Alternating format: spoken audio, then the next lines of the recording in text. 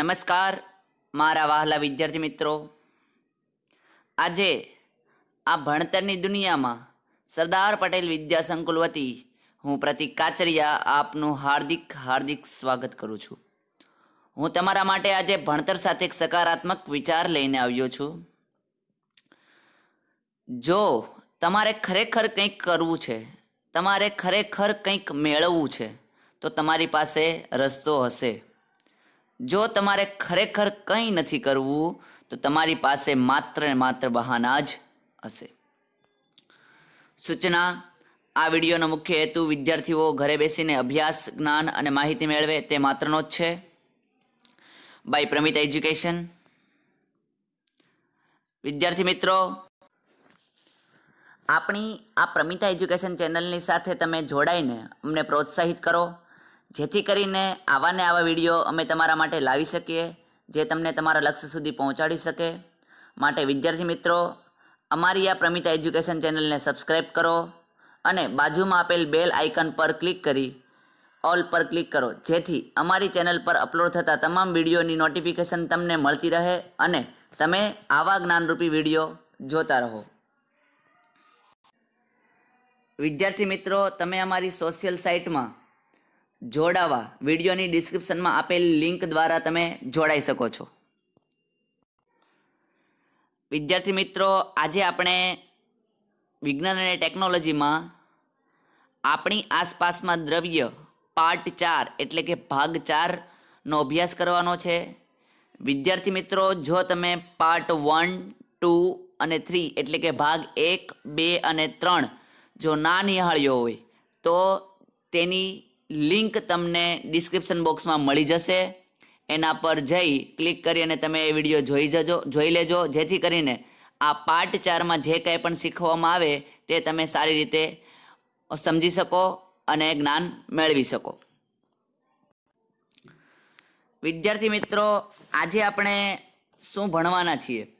તો આજનો આપણો ટોપિક છે, શું દ્રવ્ય પોતાની અવસ્થાને બદલી શકે છે?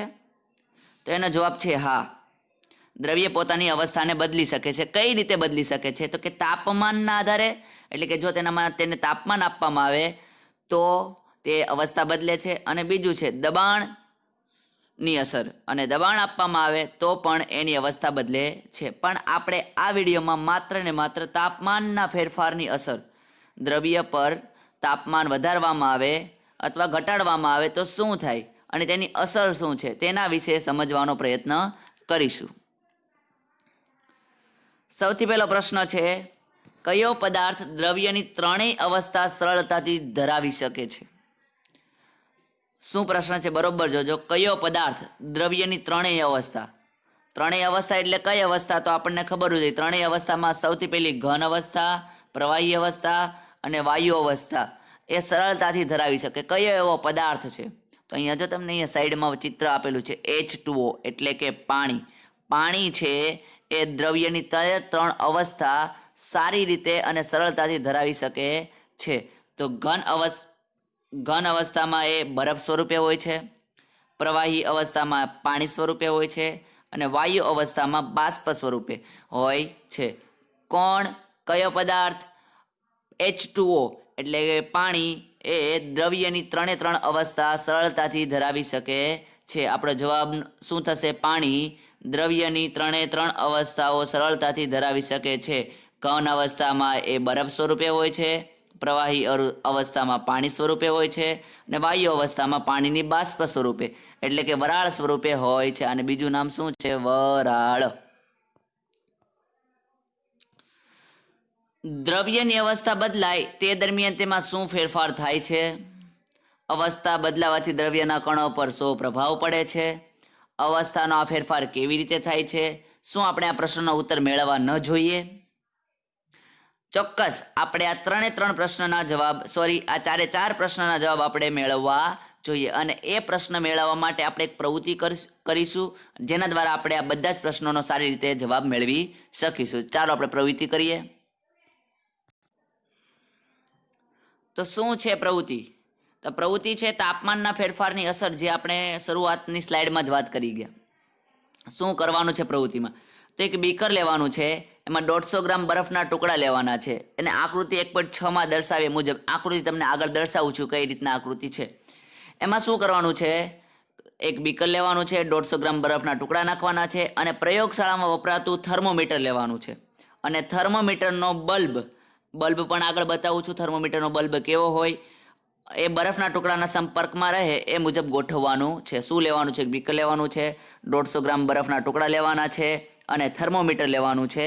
અને થર્મોમીટરને જે બરફના ટુકડા છે એ ટુકડામાં બલ્બ અડે એ પ્રકારે મૂકવાનું છે. તો જોઈએ આપણે આગળ. અહીંયા તમને થર્મોમીટરનું ચિત્ર આપેલું છે. અહીંયા જે થર્મોમીટર આપેલું છે એ સેન્ટીગ્રેડ એટલે કે સેલ્સિયસ તાપમાનમાં મપાય છે અને આ છે ફેરનહીટ એટલે કે ફેરનહીટમાં મપાય છે. અને બીજું આવે છે કેલ્વિન. આ ત્રણ પ્રકારના માપો ફેરનહીટ, સેલ્સિયસ અને કેલ્વિન. ફરીથી સેલ્સિયસ, ફેરનહીટ અને કેલ્વિન આ 3 પ્રકારના માપો દ્વારા આપણે તાપમાનને માપી શકીએ છીએ. અહીંયા તમે જોઈ શકો છો જે થર્મોમીટર છે આ છે બલ્બ. આમાં મર્ક્યુરી એટલે કે પારા નામનું દ્રવ્ય ભરેલું હોય છે. જેમ જેમ તાપમાન વધે એમાં પારો છે એટલે કે જે આ બ્લેક કલરની લાઈન છે એ વધતી જાય છે. જેમ તાપમાન વધે એમ વધતી જાય છે અને ઘટે એમ ઘટતી જાય છે.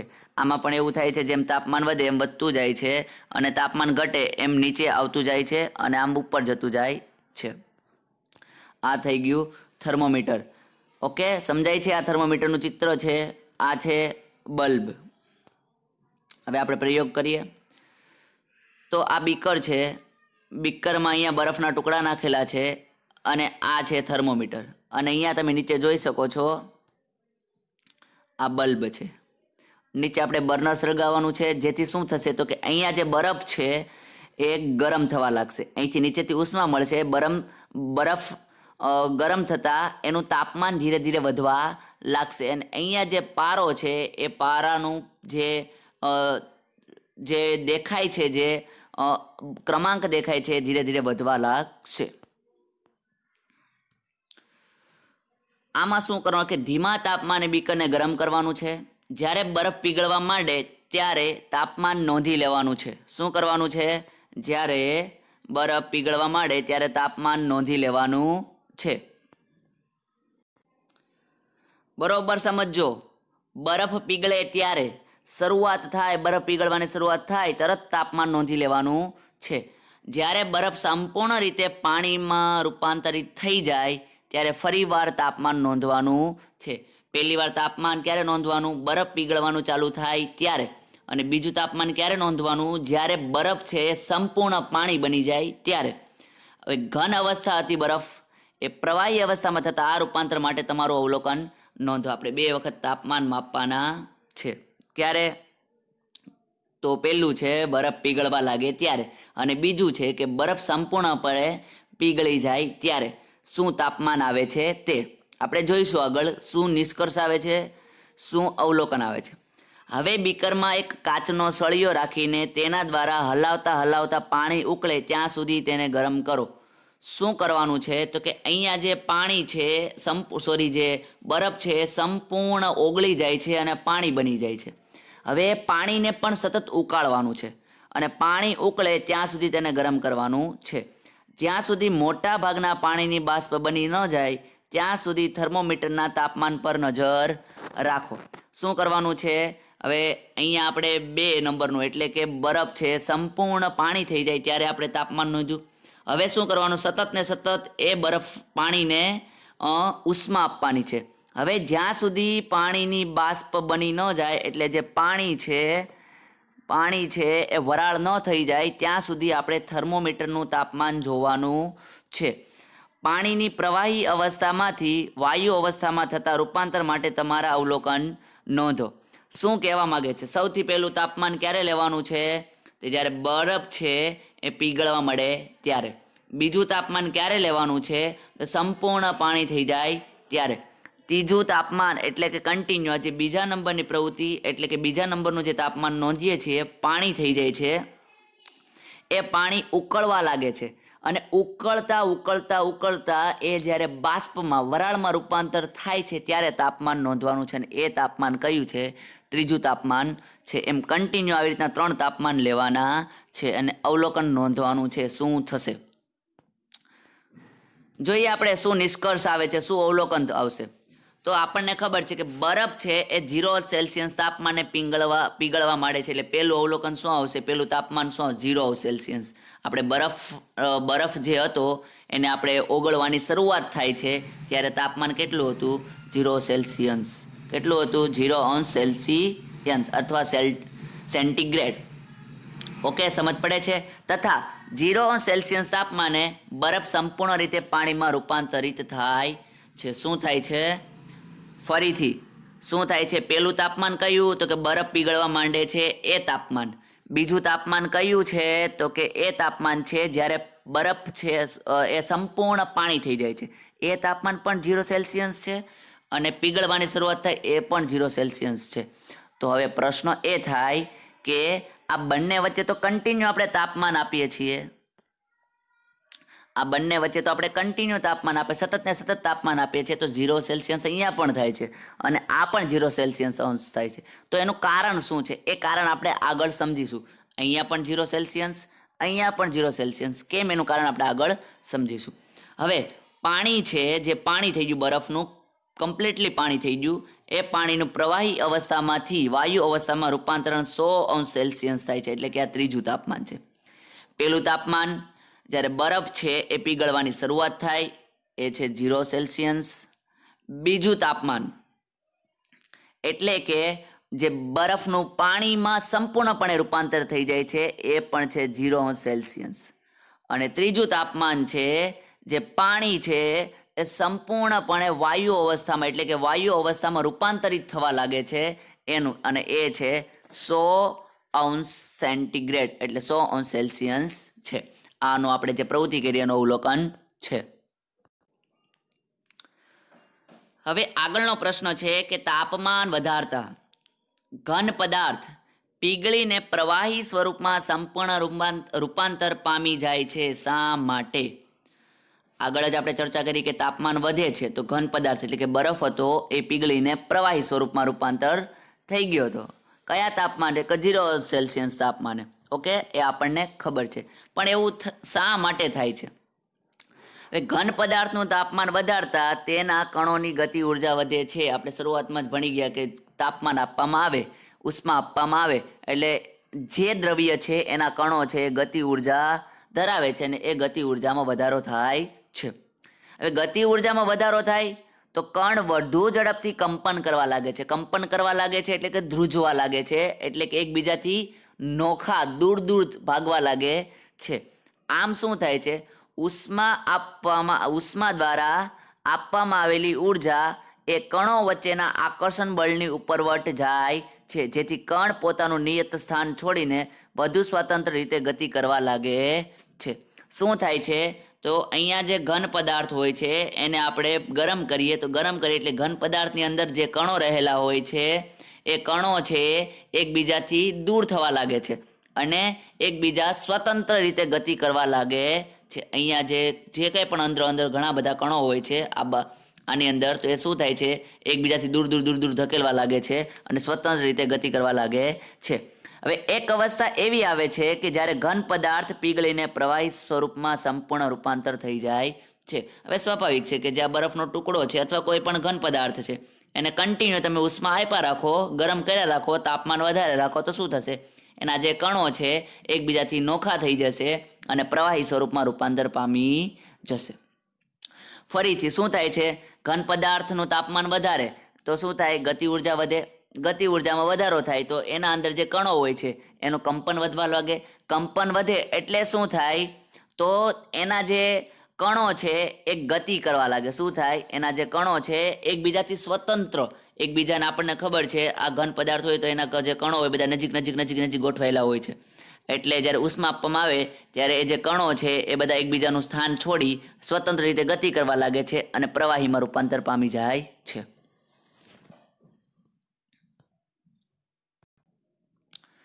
હવેનો પ્રશ્ન છે ગલન ગલન અને ગલનબિંદુ એટલે શું? ગલનબિંદુ શું દર્શાવે છે અને બરફનું ગલનબિંદુ જણાવો. 4 પ્રશ્નો થયા. ગલન, ગલનબિંદુ, ગલનબિંદુ શું દર્શાવે છે અને બરફનું ગલનબિંદુ જણાવો. તો શું છે ગલન? તો ગલન છે દ્રવ્યની ઘન અવસ્થામાંથી પ્રવાહી અવસ્થામાં રૂપાંતરણની પ્રક્રિયાને ગલન કહે છે. ગલન કોને કહેવાય? જ્યારે ઘન પદાર્થ હોય એને એને તાપમાન આપવામાં આવે અને પ્રવાહી અવસ્થામાં રૂપાંતર થાય. આ પ્રક્રિયાને શું કહેવાય? ગલન કહે છે.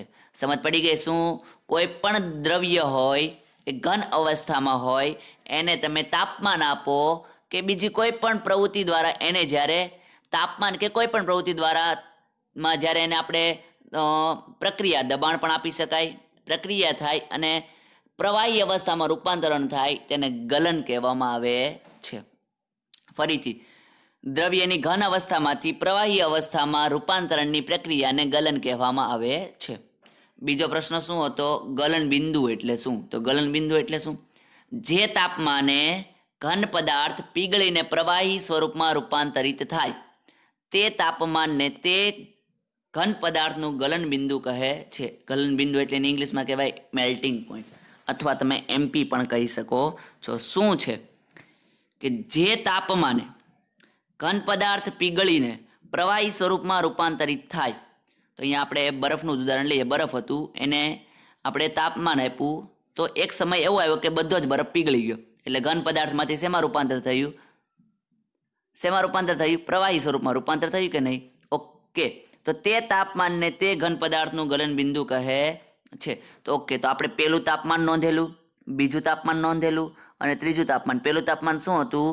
બરફ છે પીગળવાની શરૂઆત થાય છે તે. અને બીજું શું હતું?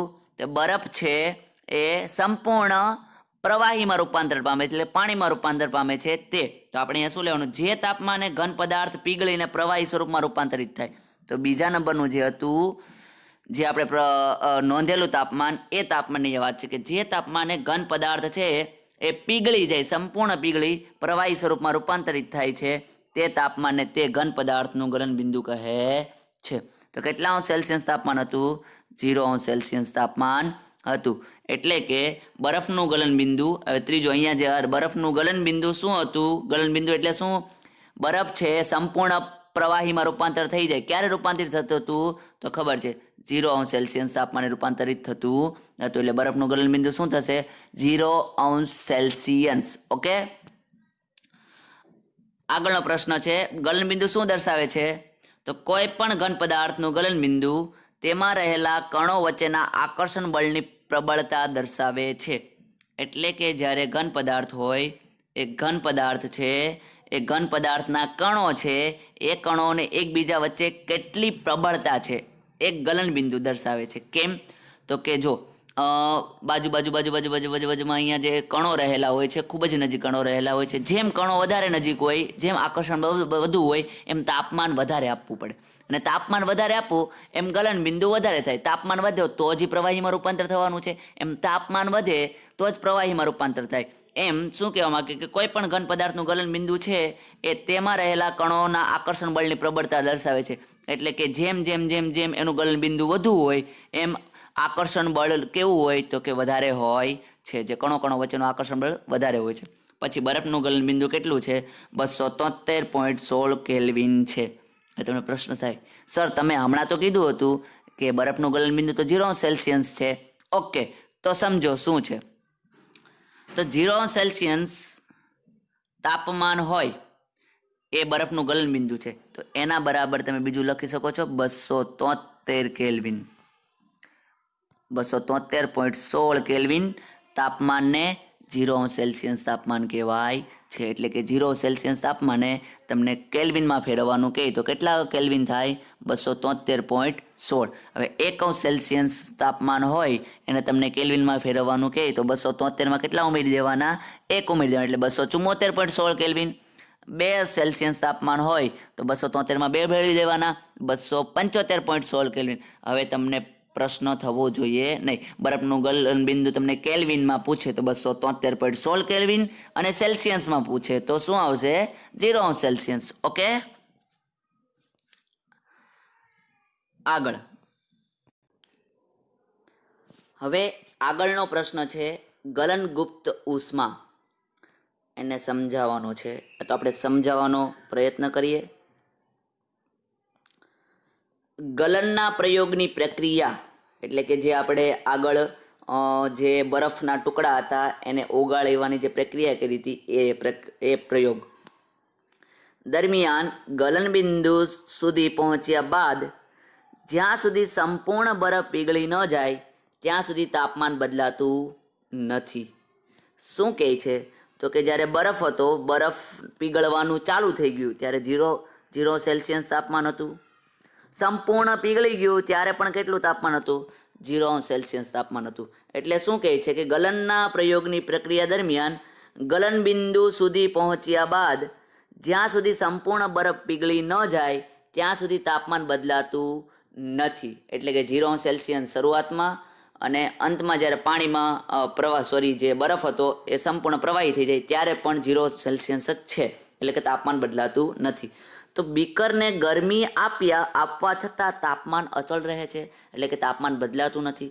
શરૂઆતમાં જ મેં વાત કરેલી કે 0 સેલ્સિયસ તાપમાન બરફ પીગળવાની શરૂઆત કરે ત્યારે પણ છે અને સંપૂર્ણ પીગળી જાય ત્યારે પણ 0 સેલ્સિયસ તાપમાન જ છે. તો એ વચ્ચે જે આપણે તાપમાન જે ઉષ્મા આપીએ છીએ તો ઉષ્મા આપવા છતાં, ગરમી આપવા છતાં તાપમાન વધવું જોઈએ. એના બદલે અચળ કેમ રહે છે એના વિશે ચર્ચા કરવાની છે. તો જો કણો વચ્ચેના પારસ્પરિક આકર્ષણ બળની ઉપરવટ થઈને દ્રવ્યની અવસ્થા બદલવા માટે ઉષ્માનો ઉપયોગ થાય છે, પરંતુ તાપમાનમાં કોઈ પણ ફેરફાર દર્શાવે સિવાય જ બરફ આ ઉષ્માને શોષી લે છે. શું કહે છે? તે જે બરફના જે કણો છે એનું જે આકર્ષણ બળ છે એ આકર્ષણ બળને અલગ કરવા. શું કરવા? તો કે આ જે બરફ છે, બરફનો ટુકડો છે, એની અંદર જે કણો રહેલા છે એની વચ્ચે ખૂબ જ આકર્ષણ બળ રહેલું હોય છે અને આકર્ષણ બળ દૂર કરવા. શું કરવા?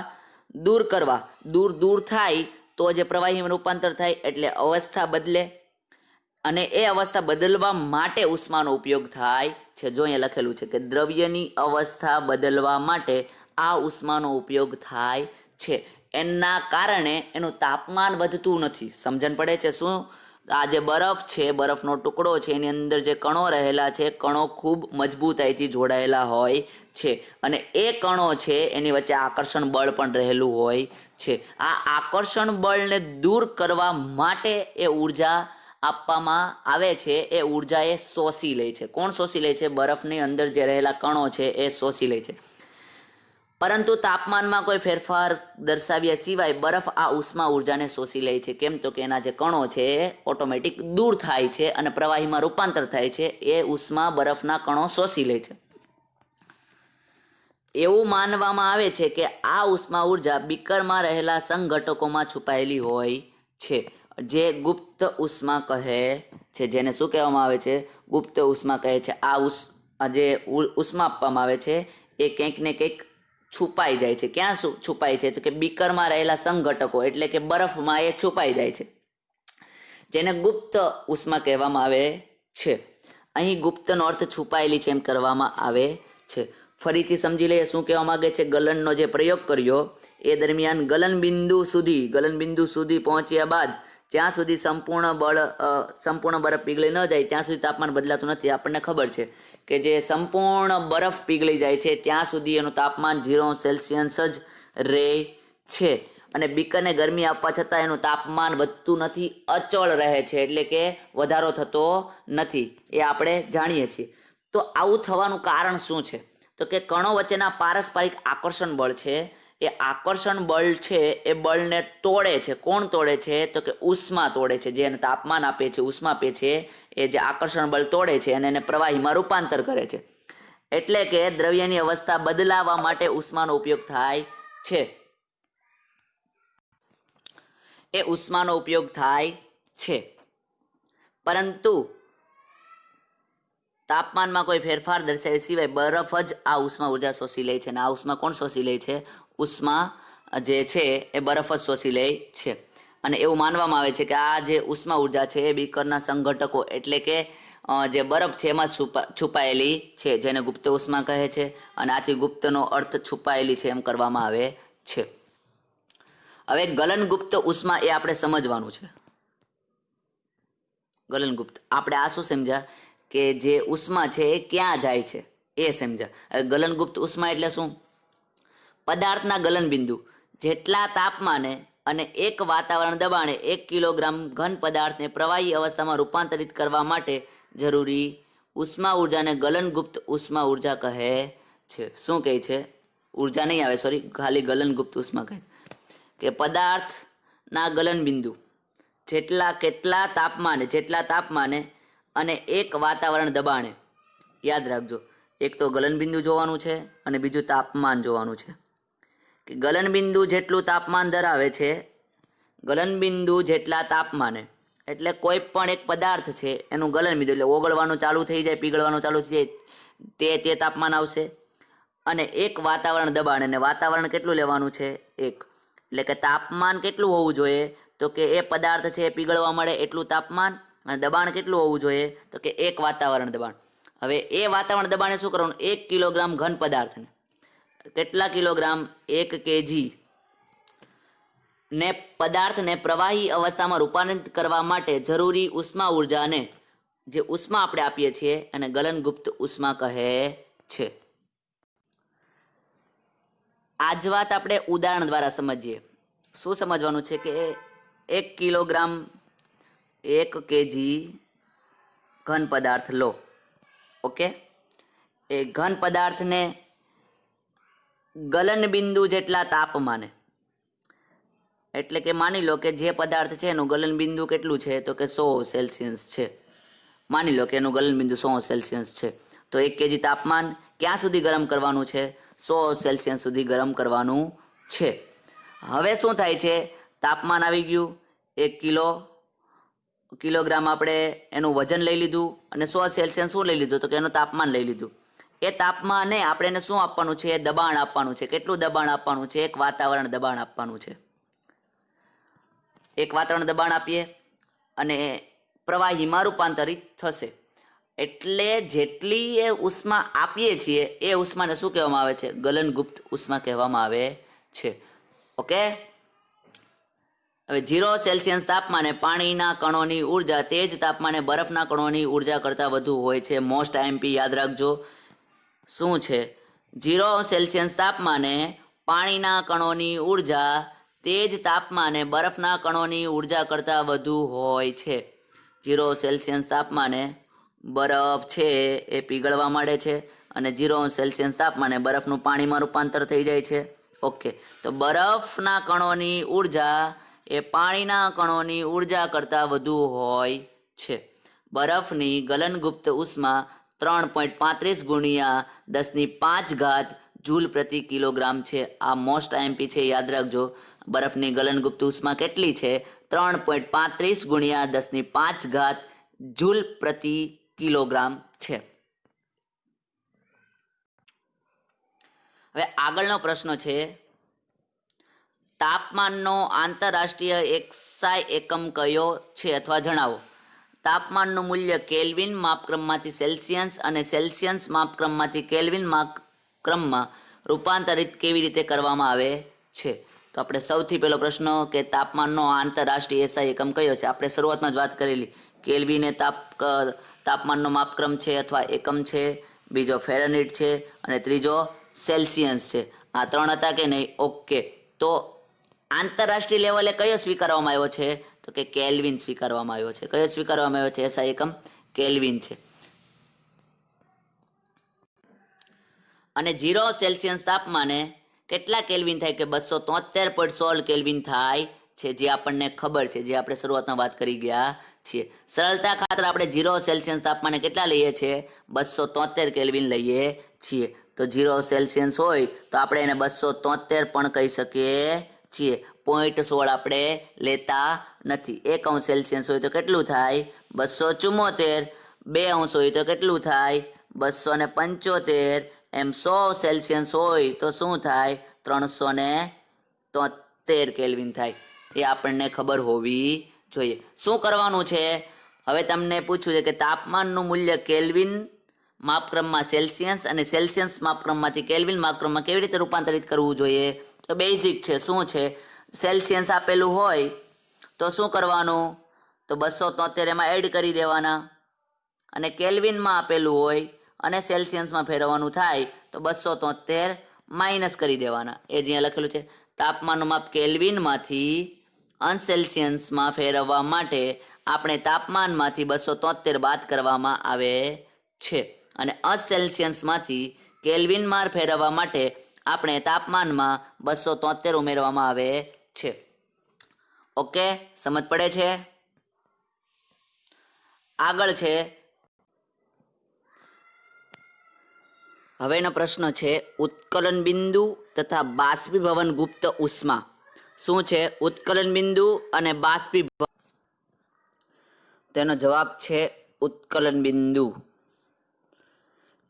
એક વાતાવરણ દબાણે જે તાપમાને પ્રવાહી ઉકળવા લાગે છે તે તાપમાનને તે પ્રવાહીનું ઉત્કલન બિંદુ કહે છે. શું છે બરોબર સમજો. એક વાતાવરણ દબાણે જે તાપમાને પ્રવાહી ઉકળવા લાગે, એટલે કે પ્રવાહી છે એનું વાયુમાં રૂપાંતર થવા લાગે, તે તાપમાનને પ્રવાહીનું ઉત્કલન બિંદુ કહે છે, એટલે કે બોઇલિંગ પોઈન્ટ કહે છે. ઓકે, સમજ પડે છે? અથવા જે તાપમાને પ્રવાહીનું બાષ્પ દબાણ વાતાવરણના દબાણ જેટલું થાય તે તાપમાને તે દબાણે તે પ્રવાહીનું ઉત્કલન બિંદુ કહે છે. જે તાપમાને પ્રવાહીનું બાષ્પ દબાણ અને વાતાવરણ દબાણ જેટલું થાય. બાષ્પ દબાણ એટલે શું? તો કે જે વરાળ છે એ જે પાણી છે એ વરાળ ઉત્પન્ન કરવા લાગે ને એના દ્વારા જે દબાણ ઉત્પન્ન થાય એ દબાણ વાતાવરણમાં જે દબાણ હોય એના જેટલું થાય, ત્યારે કેટલું તાપમાન છે તે તાપમાને તે દબાણે તે પ્રવાહીનું ઉત્કલન બિંદુ કહેવાય છે.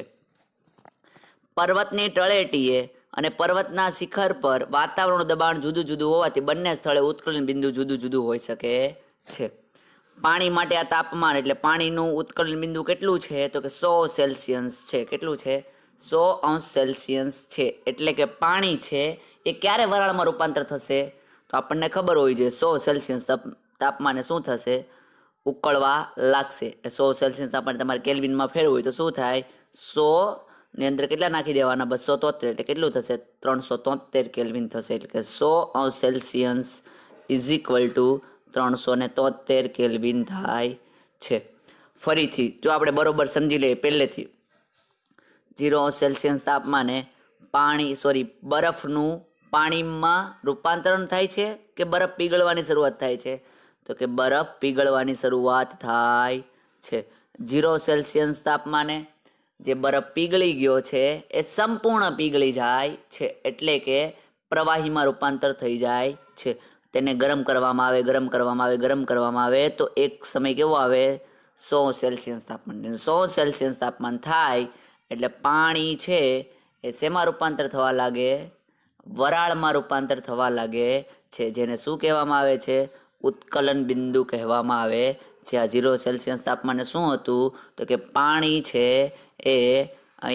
બરફ છે એ પ્રવાહીમાં રૂપાંતર થતું હતું, એટલે કે ઘન પદાર્થ હતો એ પ્રવાહીમાં રૂપાંતર થવાની શરૂઆત થાય એને કહેવાય ગલન બિંદુ, જે 0 સેલ્સિયસ હતું.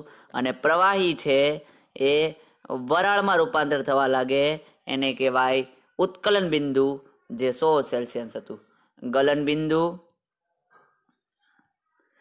ઘન પદાર્થમાંથી પ્રવાહીમાં રૂપાંતર થાય તે તાપમાન. ઉત્કલન બિંદુ જે પ્રવાહીમાંથી વરાળમાં રૂપાંતર થઈ જાય તે તાપમાન. એટલે કે પાણીનું ગલન બિંદુ કેટલું છે? 0 સેલ્સિયસ. ઉત્કલન બિંદુ કેટલું છે? 100 સેલ્સિયસ. ઓકે, હવે આવે છે બાષ્પીભવન ગુપ્ત ઉષ્મા. શું છે બાષ્પીભવન ગુપ્ત ઉષ્મા? બરોબર સમજો. કોઈ પ્રવાહી છે એ પ્રવાહી 1 કિલોગ્રામ લેવાનું છે, એને દબાણ આપવાનું છે, એક વાતાવરણ દબાણ આપવાનું છે. વાતાવરણ એ દબાણનો એકમ છે, એક વાતાવરણ દબાણ આપવાનું છે, અને એનું ઉત્કલન બિંદુ છે. તેટલું તાપમાન રાખવાનું છે અને ઉષ્મા આપવાની છે. બરોબર સમજો. 1 કિલોગ્રામ પ્રવાહી લીધું, એને 1 વાતાવરણ દબાણ આપવાનું છે. તાપમાન તો કે એના ઉત્કલન બિંદુ જેટલું તાપમાન રાખવાનું છે અને એના માટે જે ઉષ્મા આપવી પડે છે એ ઉષ્માને શું કહેવામાં આવે છે? બાષ્પીભવન ગુપ્ત ઉષ્મા કહેવામાં આવે છે. અને એના દ્વારા શું થશે? પ્રવાહીમાંથી વાયુનું રૂપાંતરણ થશે. ઉત્કલન બિંદુ એટલે તો આપણને ખબર છે કે તે બિંદુએ શું થાય છે? તો પ્રવાહીનું બાષ્પમાં રૂપાંતર થાય છે. એને આપણે બાષ્પીભવન કહીએ છીએ. ફરીથી 1 કિલોગ્રામ પ્રવાહી લીધું, એ પ્રવાહીને દબાણ આપવામાં આવે છે. કેટલું દબાણ? તો કે 1 વાતાવરણ દબાણ આપવામાં આવે છે. એ પ્રક્રિયા આપણે ક્યારે કરવાની છે? તો કે એનું ઉત્કલન બિંદુ જેટલું હોય એટલા તાપમાને કરવાની છે. અને એના માટે જે આપણે ઉષ્મા આપીએ છીએ એ ઉષ્માને શું કહેવામાં આવે છે? બાષ્પીભવન ગુપ્ત ઉષ્મા. આપણે એને વ્યાખ્યા દ્વારા સમજીએ. પદાર્થના ઉત્કલન બિંદુ જેટલા તાપમાને, 1 વાતાવરણ દબાણે, 1 કિલોગ્રામ પ્રવાહી પદાર્થને વાયુ અવસ્થામાં રૂપાંતરિત કરવા માટે જરૂરી ઉષ્મા ઉર્જાને બાષ્પીભવન ગુપ્ત ઉષ્મા કહે છે. જો બરોબર સમજો. ઉત્કલન બિંદુ જેટલા તાપમાને, 1 વાતાવરણ દબાણે, 1 કિલોગ્રામ પ્રવાહી પદાર્થને વાયુ અવસ્થામાં રૂપાંતરિત કરવો છે અને એના માટે શું આપવામાં આવે છે? ઉષ્મા ઉર્જા, જેને શું કહેવામાં આવે છે? બાષ્પીભવન ગુપ્ત ઉષ્મા. સમજ પડે છે? જે આપણે પહેલા સમજી ગયા એ જ વાત છે. શું કહેવામાં આવે છે? બાષ્પીભવન ગુપ્ત ઉષ્મા. 300 કેલ્વિન તાપમાને પાણીની બાષ્પના કણોમાં તે જ તાપમાને પાણીના કણો કરતાં વધુ ઉર્જા હોય છે. તો હવે આપણને ખબર છે 100 સેલ્સિયસ તાપમાને પાણી છે એ વરાળમાં રૂપાંતર થાય છે. શેમાં રૂપાંતર થાય છે? વરાળમાં રૂપાંતર થાય છે કે નથી થતું? ઓકે. તો 373 કેલ્વિન તાપમાન એટલે 100 સેલ્સિયસ તાપમાને પાણીની જે બાષ્પ હોય છે, વરાળ હોય છે, એ તે જ તાપમાને પાણીના કણો કરતાં વધુ ઉષ્મા ધરાવે છે. અને ઓલરેડી એક પાણી હોય છે, પાણી અને બીજું પાણીની વરાળ. તો પાણીની વરાળમાં ઉર્જા વધુ હોય છે. આથી ગરમ પાણી કરતાં તેની વરાળથી વધુ દજાઈ જાય છે. હવે છે દ્રવ્ય અવસ્થા પર તાપમાન ફેરફારની અસર જણાવો. દ્રવ્યની અવસ્થા પર તાપમાનની ફેરફારની અસર. તાપમાનનો ફેરફાર થાય તો શું અસર થાય તે જણાવો. તાપમાન બદલાતા પદાર્થનું એક અવસ્થામાંથી બીજી અવસ્થામાં નીચે મુજબનું રૂપાંતરણ થાય છે. ઘન અવસ્થા હોય એને તાપમાન આપો, ઉષ્મા આપો તો પ્રવાહી અવસ્થામાં રૂપાંતર થાય. પ્રવાહી અવસ્થાને રૂપાંતર આપો તો વાયુ અવસ્થામાં રૂપાંતર થાય. વાયુ અવસ્થાને ઠંડુ કરો તો પ્રવાહીમાં રૂપાંતર થાય. પ્રવાહીને ઠંડુ કરો તો ઘન અવસ્થામાં રૂપાંતરણ થાય. સમજ પડે છે? ઘન અવસ્થાને ગરમ કરો તો પ્રવાહી થાય, પ્રવાહીમાંથી વાયુ થાય. વાયુને ઠંડુ કરો તો પ્રવાહી થાય, પ્રવાહીને ઠંડુ કરો તો ઘન થાય. ઓકે, આ થઈ ગઈ અવસ્થામાં તાપમાનની અસર. પદાર્થને ગરમ કરતા તેની અવસ્થા બદલાય છે. ગરમ કરવાથી પદાર્થ ઘનમાંથી પ્રવાહીમાંથી વાયુમાં રૂપાંતર થઈ જાય છે. પરંતુ કેટલાક પદાર્થો એવા છે કે જે પ્રવાહી અવસ્થામાં રૂપાંતરિત થયા વિના ગરમી મળતા ઘન અવસ્થામાંથી સીધા જ વાયુ અવસ્થામાં અને ઠંડા પાડતા પાછા ઘન અવસ્થામાં રૂપાંતરિત થાય છે. એટલે કે જો ઘન અવસ્થા હોય એને ગરમ કરો તો ડાયરેક્ટ વાયુ થઈ જાય, અને વાયુને ડાયરેક્ટ ગરમ કરો તો ઘન થઈ જાય. વાયુને ગરમ ઠંડુ પાડો તો શું થવું જોઈએ? પ્રવાહી. પણ પ્રવાહી થતું નથી, ડાયરેક્ટ શું થઈ જાય છે? ઘન. ઘનને તમે ગરમ કરો તો શું થાય? પ્રવાહી. પણ પ્રવાહી થતું નથી, શું થાય? વાયુ અવસ્થા. આવા પદાર્થોને શું કહેવામાં આવે છે? ઉર્ધ્વપાતી પદાર્થો કહેવામાં આવે છે. હવે ઉર્ધ્વપાતી પદાર્થો છે એની પ્રક્રિયાને ઉર્ધ્વપાતન કહેવાય. શું છે? ઘન પદાર્થોનું પ્રવાહી અવસ્થામાં રૂપાંતરણ થયા વિના ગરમ કરતા ઘન અવસ્થામાંથી સીધું વાયુ અવસ્થામાં, એટલે કે ઘન પદાર્થમાંથી ડાયરેક્ટ શેમાં રૂપાંતર થાય છે? વાયુમાં. એને ગરમ કરીએ એટલે ડાયરેક્ટ વાયુમાં રૂપાંતર થાય. તેમજ જો ઠંડુ પાડો તો પાછા ઘન અવસ્થામાં રૂપાંતર થવાની ક્રિયાને ઉર્ધ્વપાતન કહે છે. શું કહેવામાં આવે છે? ઉર્ધ્વપાતન કહેવામાં આવે છે. Thank you for watching and listening. જો તમને આ વિડીયો ગમ્યો હોય તો લાઈક કરો, શેર કરો અને સબસ્ક્રાઈબ કરો. અને આ વિડીયોને બીજા સુધી પહોંચાડવામાં સતત ને સતત ક્રિયાત્મક ગતિશીલ રહો. Thank you.